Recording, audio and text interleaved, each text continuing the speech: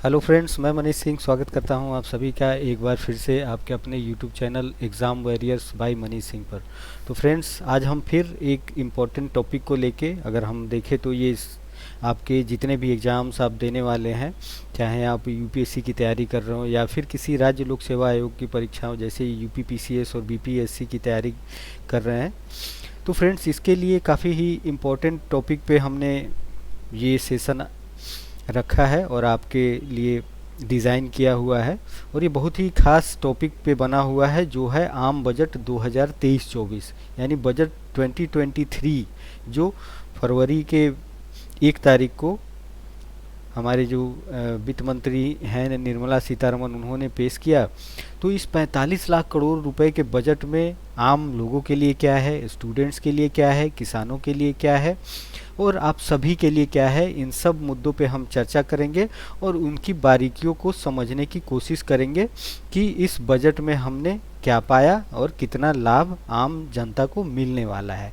तो फ्रेंड्स, बिना आपका समय गंवाए शुरू करते हैं बजट्स के हाइलाइट्स को, मुख्य बिंदुओं को, जिससे आप आने वाले एग्जाम्स में इससे संबंधित प्रश्न पूछे ही जाते हैं। चाहे वो हम वनडे एग्जाम्स की तैयारी करने वाले एस्पिरेंट्स की बात करें या फिर पीसीएस एग्ज़ाम्स की तैयारी करने वाले बच्चे हों या फिर यूपी पीसीएस एग्ज़ाम्स की हम बात करें, तो इसमें बजट से प्रश्न निश्चित रूप से पूछे जाते हैं। तो चलिए हम बजट की ओर बढ़ते हैं और इसके इम्पोर्टेंट जो बिंदुए हैं उनको चर्चा में शामिल करते हैं और देखते हैं कि आपके परीक्षा उपयोगी कौन कौन से बिंदु हैं जो इसमें मिल सकते हैं। तो फ्रेंड्स, आपके स्क्रीन पे दिख रहा होगा बजट के जो मुख्य बिंदु हैं उसे हम चर्चा करेंगे अभी।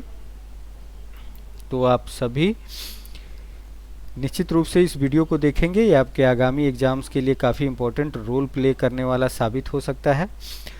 तो फ्रेंड्स, बजट से प्रश्न आता ही आता है, इसके लिए आप निश्चिंत रहेंगे कि प्रश्न कहाँ से पूछे जाएं, किस कोर्स से पूछे जाते हैं। इकोनॉमी में अगर हम कंकरेंट क्वेश्चंस की बात करें तो पीसीएस एग्जाम्स में खास तौर पे आप देखेंगे कि 10 से 12 प्रश्न इससे निश्चित रूप से पूछ लिए जाते हैं। तो चलिए बजट की मुख्य जो विशेषताएं हैं उस पर हम डिस्कस करते हैं। जो 2023-24 वित्तीय वर्ष के लिए जो बजट है ये वित्त मंत्रालय के द्वारा जारी किया गया है, इसे लोकसभा में पेश किया जाता है, इस पे चर्चा की जाती है और इसका जो नाम दिया गया है वो है अमृत काल के लिए विज़न। मतलब आपको ये जो अमृत काल एक वर्ड लाया गया है कि अभी जो फेज चल रहा है, अगर हम इंडियन इकोनॉमी की बात करें या फिर देश के विकास की बात करें, तो ये अभी एक सुदृढ़ अवस्था में है। तो अमृत काल के लिए जो विज़न है इस बजट में वो है युवा वर्ग पर विशेष ध्यान, युवा वर्ग पर विशेष ध्यान देते हुए नागरिकों के लिए अवसर को सृजित करना, रोजगार सृजन में विकास करना, सुदृढ़ और स्थिर बृहद आर्थिक वातावरण का निर्माण करना। तो इन सब चीज़ों का ख्याल इसमें रखा गया है। अगर हम इसके 7 प्राथमिकताओं की बात करें तो इसमें पहला है वो समावेशी विकास है, दूसरा जो है वो अंतिम छोर तक पहुंचाना, यानी जो लास्ट पॉइंट तक जो लोग हैं, अगर हम रिमोट एरियाज़ की बात करें तो वहां तक इस बजट की पहुंच हो, ये जो प्राथमिकताएं इसमें तय की गई है। तीसरा जोर दिया गया है युवा शक्ति पर। चौथा जो आप देखेंगे जो प्राथमिकताओं के अंतर्गत है वो है वित्तीय क्षेत्र। पांचवा है हरित विकास पे जोर दिया गया है। छठा है क्षमता को, कैपेसिटी डेवलपमेंट यानी क्षमता को उभारना और इंफ्रास्ट्रक्चर और इन्वेस्टमेंट को बढ़ावा देना, अवसंरचना और निवेश को बढ़ावा देना। इसे ही हम अमृत काल की 7 प्राथमिकताएं यानी सप्तऋषि के रूप में देखते हैं। और फ्रेंड्स, इसमें बजट के जो मेन मोटो है वो है सबका साथ सबका विकास, समावेशी विकास की ओर। अगर हम कृषि और सहकारिता क्षेत्र की बात करें फ्रेंड्स, तो हमारे 2023-24 के बजट में डिजिटल सार्वजनिक अवसंरचना का निर्माण करने की बात की गई, यानी किसानों के लिए सुलभ, समावेशी और शिक्षाप्रद समाधान निकालना भी इसमें तय किया गया है। कृषि गतिवर्धक कोष की स्थापना करने की बात की जा रही है, यानी ग्रामीण क्षेत्रों में नवाचार स्टार्टअप को प्रोत्साहित करने की बात की जा रही है। फिर हम देखें तो बागवानी स्वच्छ पौध कार्यक्रम को भी इसमें लाने की बात की जा रही है, यानी उच्च मूल्य की जो बागवानी फसलें हैं उनके उत्पादन में वृद्धि करने की बात की जा रही है। फिर लक्षित निधियन यानी पशुपालन, डेयरी कार्य, मत्स्यिकी और 20 लाख करोड़ रुपए का ऋण आवंटन, ये इस बजट में इस तरह के प्रावधान किए गए हैं। और भारत को अगर हम देखें तो मिलेट का वैश्विक केंद्र बनाने की बात यहाँ पे कही गई है। तो फ्रेंड्स यहाँ पे हम कृषि और सहकारिता की बात कर रहे हैं, तो इसके अंतर्गत जो बजट में प्रावधान लाए गए हैं उन पे हमारा ये चर्चा का बिंदु है। तो भारत को मिलेट, यानी मिलेट आप जानते हैं कि बाजरा को बोलते हैं, उसके लिए वैश्विक केंद्र बनाने की, जैसे श्री अन्न की उपाधि इसे दी गई है, अनुसंधान को बढ़ावा देने के लिए IIMR हैदराबाद को सहायता दिया जाना है इस कार्य के लिए। अगला जो इसमें मुख्य बिंदु है वो है व्यापक रूप से उपलब्ध भंडारण क्षमता की स्थापना, यानी किसानों के लिए उपयुक्त समय पर जब बिक्री करने में किसानों को समर्थ बनाकर उनका पारिश्रमिक बढ़ाए जाने की बात इसमें की गई है फ्रेंड्स। फिर अगर हम अगले बिंदु पे देखें तो स्वास्थ्य का सेक्टर आता है। इसमें 157 नए नर्सिंग कॉलेज स्थापित करने की बात की गई है। सिकल सेल एनीमिया उन्मूलन मिशन को शुरू करने की बात की गई है, उस पर जोर देने की बात की गई है। अगला जो स्वास्थ्य से संबंधित है, हेल्थ से संबंधित है, वो है फार्मास्यूटिकल विकास अनुसंधान को बढ़ावा देने के लिए नए कार्यक्रम को शुरू करने पे बल दिया जाएगा। फिर शिक्षा और कौशल की अगर हम बात करें तो जिला शिक्षा और प्रशिक्षण संस्थाओं के जरिए शिक्षक प्रशिक्षण का पुनरुद्धार किया जाना, बच्चों और किशोरों के लिए राष्ट्रीय डिजिटल पुस्तकालय की स्थापना करना इसमें शामिल है। अगला इसमें जो मेन पॉइंट है वो है पंचायत और वार्ड स्तरों पर पुस्तकालय खोलने के लिए राज्यों को प्रोत्साहित करना। तो ये एजुकेशन के साथ साथ स्किल डेवलपमेंट को भी यहाँ पे बढ़ावा देने की बात की जा रही है।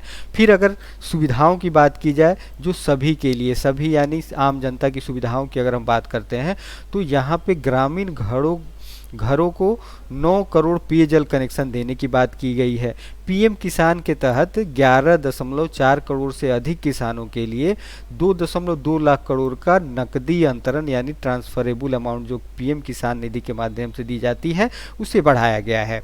फिर अगर हम देखें फ्रेंड्स तो इसमें उज्ज्वला के तहत 9.6 करोड़ एलपीजी कनेक्शन की बात की गई है। 102 करोड़ व्यक्तियों के लिए 220 करोड़ कोविड टीके की बात यहाँ पे की गई है फ्रेंड्स। फिर आगे देखिए अगर बजट की विशेषताओं में तो अंतिम छोर तक पहुँचना, यानी प्रधानमंत्री पीवीटीजी विकास मिशन को शुरू करना, कर्नाटक के सूखा संभावित क्षेत्र में धारणीय सूक्ष्म सिंचाई हेतु वित्तीय सहायता उपलब्ध कराना, 740 एकलव्य आदर्श आवासीय स्कूलों के लिए अधिकाधिक शिक्षकों की भर्ती करना, यानी जो अंतिम छोर तक के जो लोग हैं उन तक सुविधा पहुंचाए जाने की बात इसमें की गई है। इसके अंतर्गत प्राचीन जो पांडुलिपियां हैं उनके डिजिटलीकरण के लिए भारत श्री की स्थापना की भी बात यहाँ कही जाती है। फिर अगर हम बात करें अवसंरचना और निवेश की यानी इंफ्रास्ट्रक्चर और इन्वेस्टमेंट की, तो अवसंरचना और उत्पादक क्षमता में निवेश को बढ़ाने के लिए प्रोत्साहन देने की बात की जा रही है, जिससे विकास और रोजगार में भी वृद्धि होगी। पूंजीगत निवेश परिव्यय को 33.4% से बढ़ाकर 10 लाख करोड़ करने की बात इस बजट में की गई है। और संरचना निवेश को प्रोत्साहित करने के लिए राज्य सरकारों को 50 वर्ष तक ब्याज रहित ऋण जारी करने की बात यहाँ पे की जा रही है। अगर हम रेलवे की बात करें इंफ्रास्ट्रक्चर के अंतर्गत और इन्वेस्टमेंट के अंतर्गत अगर यहाँ पे चर्चा की जा रही है तो रेलवे के लिए 2.4 लाख करोड़ रुपए का अब तक का उच्चतम पूंजीगत परिव्यय की यहाँ पे आवंटित की गई है। और पत्तनों की बात करें जो पोर्ट होते हैं, पत्तनों कोयला इस्पात उर्वरक क्षेत्र के लिए एंड टू एंड कनेक्टिविटी हेतु निर्दिष्ट 100 परिवहन और संरचना परियोजनाओं को जारी करने की बात यहाँ पे की गई है। UIEDF की स्थापना द्वारा श्रेणी 2 और श्रेणी 3 के शहरों में शहरी अवसंरचना का सृजन करना भी इसमें लक्षित है। आगे बढ़ते हैं फ्रेंड्स, क्षमता उभारना और आस्था आधारित सरकार की अगर हम बात करें तो इसके उपायों के अंतर्गत अगर हम देखें तो भारत में AI का निर्माण यानी आर्टिफिशियल इंटेलिजेंस का निर्माण 3 शैक्षणिक संस्थानों में विशेषीकृत AI केंद्रों की स्थापना करना। और इसके संभावित परिणाम क्या होंगे तो कृषि, स्वास्थ्य और धारणीय शहरों में AI आधारित समाधान निकलेंगे। राष्ट्रीय डेटा शासन नीति शुरू करना, इसके परिणाम होंगे स्टार्टअप्स और एकेडमिक के द्वारा अनुसंधान के लिए गुमनामी आंकड़ा तक पहुंच पाना संभव हो पाएगा। विवाद से विश्वास फेज 1 यानी SME के लिए लचीला संविदा निष्पादन, जिससे कोविड अवधि के दौरान प्रभावित एसएमएमई को राहत मिलेगी, इसका परिणाम होगा। फिर अगर उपाय की बात करें तो विवाद से विश्वास यानी जो सेकंड फेज है उसे सुगम और मानकीकृत समाधान स्कीम की बात यहाँ पे की जा रही है, और इसका परिणाम होगा सरकार और सरकारी उपक्रमों के संविदात्मक विवादों का तेजी से निपटान करना, ई कोर्ट का थर्ड फेज लागू करना शुरू करना, जिसका परिणाम होगा कि कारगर न्याय प्रशासन व्यवस्था बन पाएगी।